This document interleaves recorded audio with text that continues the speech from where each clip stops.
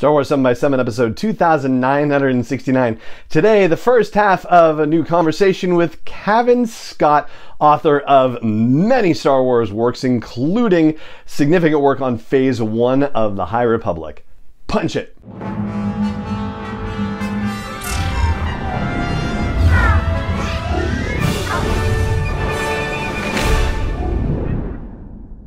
Hey Rebel Rouser, I'm Alan Voivod and this is Star Wars 7 by 7, your daily dose of Star Wars joy, and thank you so much for joining me for it. So here's the official bio for Cavan. Cavan is a New York Times best-selling author whose work includes novels, television, comic books, and award-winning audio dramas. He has written for a large number of high-profile series including Star Wars, Batman, Doctor Who, Assassin's Creed, Pacific Rim, Transformers, Back to the Future, Star Trek, Vikings, Adventure Time, and more. His creator-owned series include the supernatural spy thriller Shadow Service from Vault Comics and The Ward, an urban fantasy medical drama that came out this June from Dark Horse Comics. Now, I'd been having sort of a back and forth about this interview since before Star Wars Celebration, actually, and we couldn't work out a time to, sit down for the longer conversation, so it's been delayed until now. And he didn't necessarily have anything directly to promote at this time, so this isn't necessarily about any particular story. However, we are going to talk about the High Republic, and we're going to talk about his writing process too, because he is just so incredibly prolific. But if you listen carefully, you'll probably hear a little tidbit about the Phase 2 High Republic comic that he's writing, and there's even a mention of Phase 3 of the High Republic as well. So without further ado, let's dive in. This is the first half of my conversation with Cavan Scott. Cavan Scott, thank you so much for joining me on Star Wars 7 by 7. How are you today? I'm doing very well. Thanks for having me. Oh, I'm so glad that I get to talk with you again. It seems like it's been a while, but it's only actually been, I guess, a couple of months since Star Wars Celebration Anaheim. But you've been traveling quite a lot since then, as I've seen. Yes. Yeah. Well, the big event of the year being San Diego Comic Con, which for comic writer creators like me is our Christmas, and obviously it was the first Comic Con for a few years for obvious reasons. So it was it was a big moment to get back there. That's wonderful. I'm so glad you had the opportunity to do that. And as you say, you are a comic creator and a prolific one, not just for Star Wars stuff, obviously, but for so many other projects, so many other IP, and also your own work too. So I think where I want to start with you, if I may, is just to address the fact that the sheer volume of your output is just outstanding. And here on the podcast, I've often referred to you as the hardest working writer in Star Wars. So just from a functional perspective, how do you nurture your ability to find inspiration and maintain your creative production?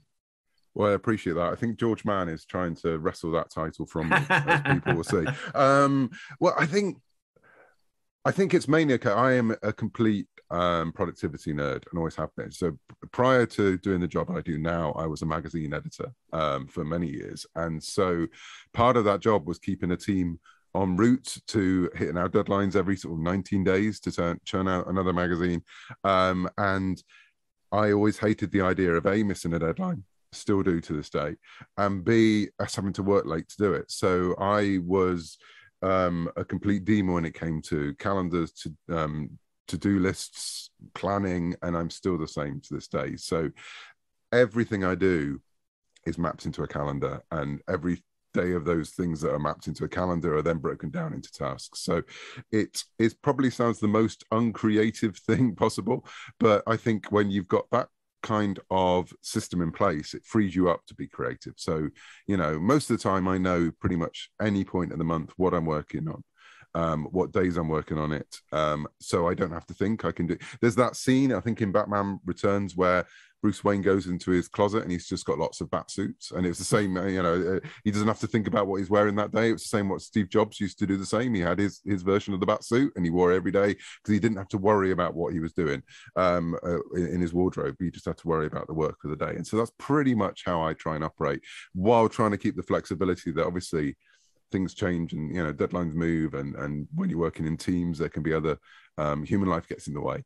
So yeah, I just am a planner and a organizer at heart, and I think that's what helps me get through. I will say that I am probably starting to take the foot off the pedal a bit. I think the last couple of years I did the very classic freelancer thing of going, yes, I'll say yes to everything, because I had no idea what was coming next. And also a lot of things got bunched up together which weren't actually planned to hit at the same time.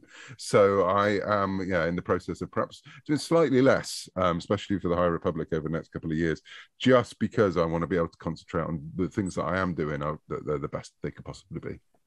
Excellent. And I can absolutely relate to what you're saying about being a productivity nerd and wanting to use those tools to make it easier for you to be able to creative when you need to be creative and not have to worry about, the planning and carry that all around in your head. So may I ask you, do you have a couple of particular favorite tools that you like to use?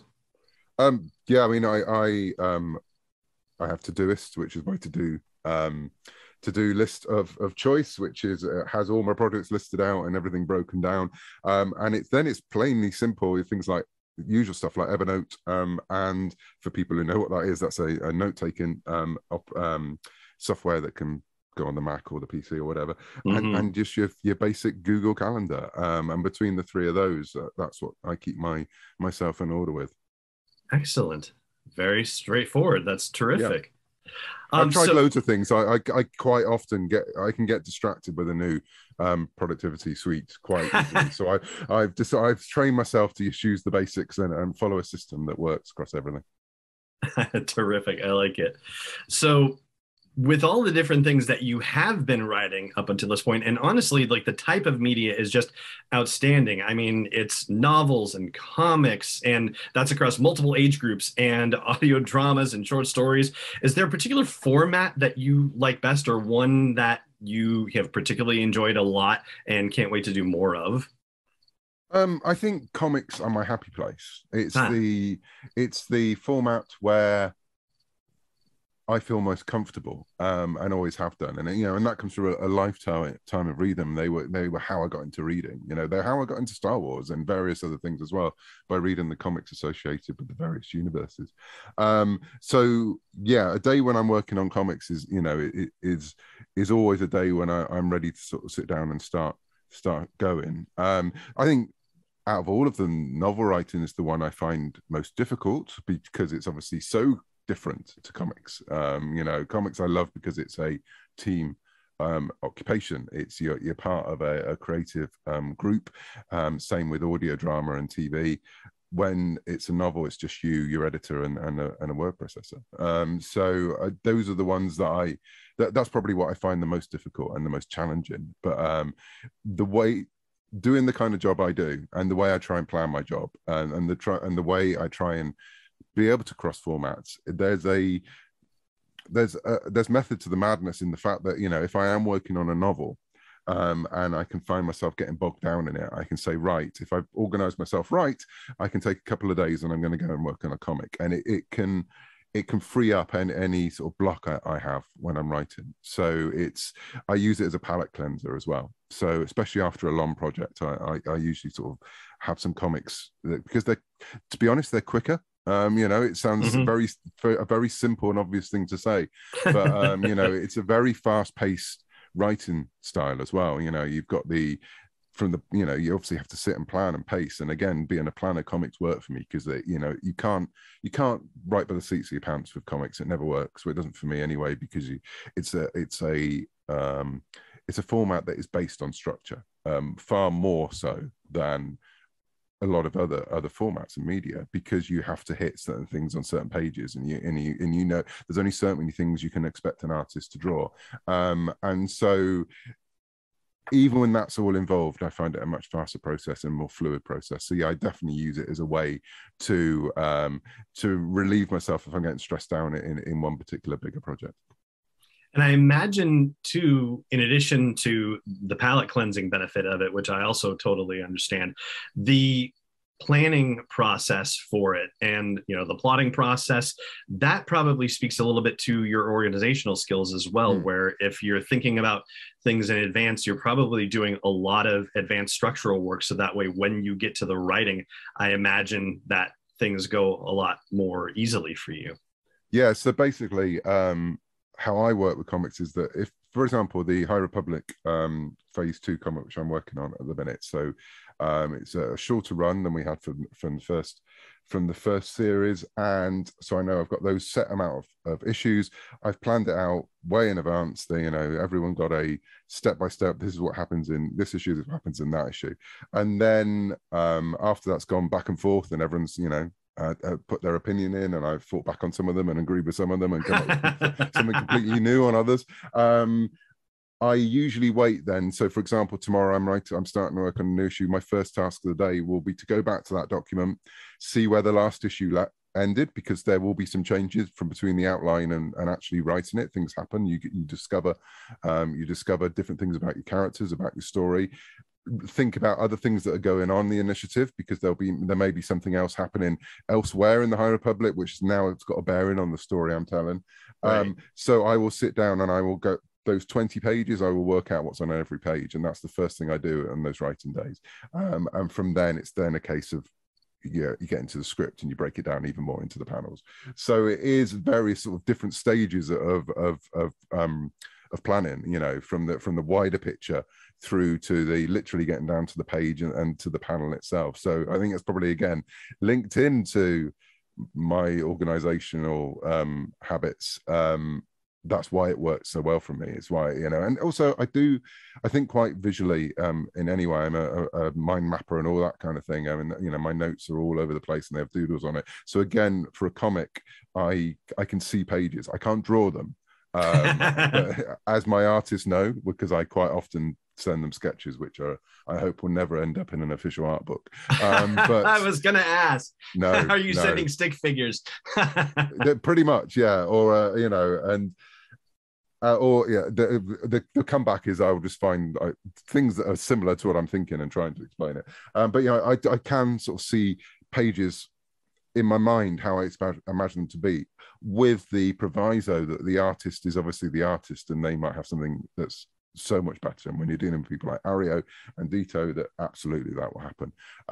But yeah, so again, it really links into the way my brain works, if it does work at all. And so yeah, it's absolutely my sort of my happy place, as I said. That's wonderful. Thank you so much for that. And I imagine that must mean too that somewhere in the midst of all the, you know, people working on the High Republic, that somebody also has that, you know, organization job, or multiple somebody's have that organization job for, you know, keeping track of all the moving parts and whatnot. Although maybe that's something you can't necessarily talk about. So I, you know, don't want to draw you into something. in the case of a comic, I mean, that's the editor and the assistant editor. That is their job, you know, to make sure that everything's moving. I think everyone on a creative team takes responsibility for it as well, you know, and it is it's a constant thing. When you're writing a comic, you're not just delivering a script and then that's it. You know, you're getting sketches back, you're getting pages back, you're giving notes on those, then you get the colors and you give notes on those, and then you get even before it's lettered, there's usually another pass of the script to make sure that the script links with what's been drawn, or whether you can tweak the dialogue, whether it's developed over the month or whatever the time period is. So it's a fluid motion with a comic. It's not just a case of you put it in and that's your part done. The best comics I've ever worked with on are the ones where everyone's having input all the time. So yeah, the editor is in the middle of the spoke, is the hub of all the spokes of that wheel that are spinning so fast. And I will always take my hat off. And Mark on the Star Wars comics and his team are great, you know, because they are dealing with so much. I mean, let's face it, the High Republic is just one part of the wider Star Wars scene, and you know, Mark's right there in the middle, trying to make sure that we're all wrangling us all to try and make sure that we're doing what we need to be doing when we need to be doing it. Yeah, and it is quite a lot. I mean, there are at least 10 different titles running at any particular moment. Of course, some of them are ongoing monthly series, and then others are just the, you know, 5-issue limited series that they're doing, and then the occasional one shots and annuals and and backup strips, and it's a huge task. Oh yeah, goodness. So now that phase one of the High Republic storytelling is complete, what would you say is most surprising for you in terms of the storytelling that emerged out of all those years of dreaming and planning and actual execution of the storytelling? I think it was, well, one of the things most surprising is how people have taken it into their hearts, because we had no idea if it was going to work. You know, it was a gamble, and also it was a gamble that was taken in the middle of a, you know, an international pandemic. And so I think it was only when we got to Celebration this year and saw people, and I've talked about it online, but, you know, when we had our panel, and 4,000 people turned up to come to the High Republic, which is yes, it's just not known. You know, that's not how book and comic panels work, especially at events like Celebration.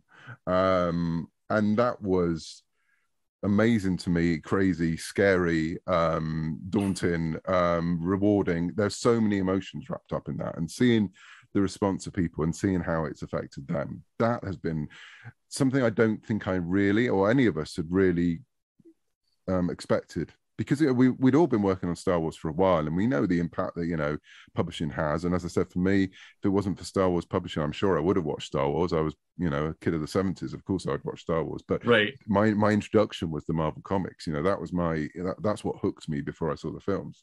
So I know the impact these things can have, and I've, you know, done a lot of work in children's fiction when I've worked with kids who will never read until they pick up a Star Wars book or a Batman book or whatever, because they need that hook. So I know how important that is.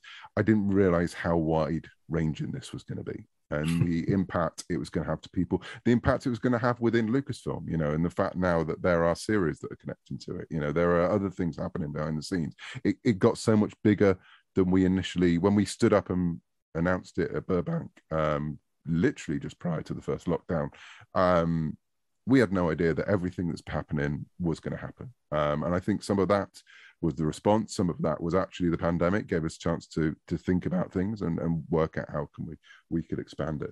From a storytelling point of view, I think it sounds crazy, because actually characters are always first, and that's what you go deep in. But obviously when you're dealing with something like the High Republic, where we've got such a plan of how the story is going, and the characters obviously play a part in that, what I've been pleased with, and so this isn't a surprise, I knew we would, but I'm pleased to see it's happened, is how the characters are informing that plot. Because there was a worry that, you know, the plot would lead the characters, and, you know, and that's, none of us wanted that. And the characters have taken a life of their own, and some characters are far more important than we thought they were ever going to be. For me personally, Skier, who I loved from the moment we first discussed him, I had no idea he was going to be Kyve's master right at the beginning. I had no idea of how emotional his path was going to get. I had no idea I was going to be writing a father and daughter relationship at the center of Star Wars. You know, as a father of two daughters, it became incredibly important to me. On the flip side of that, on the side of, you know, on the darker side, to coin a phrase, none of us had no idea that Lorna Dee was going to be a phenomenon. You know, she was a bit part character in Charles's first novel. She was someone we thought was cool, but had no idea where she was going. And the trajectory she's now on is completely different because people responded to her. And because of things, I didn't know I'd be writing a drama, you know, audio drama based on her life or any of those things. And again, I knew she was going to be a part in the comic. I didn't realize what a big part that was going to be. So that has been the great thing about the initiative, is watching it grow, both as a multimedia project and also as these bunch of characters who have become living beings for us, you know, and whose life we've invested so much in. So yeah, some of that is a surprise, some of it is a relief, but yeah, that it's worked. But yeah, it's definitely my takeaways from it. All right, we're going to take a pause right there, and we will pick up the conversation on tomorrow's episode.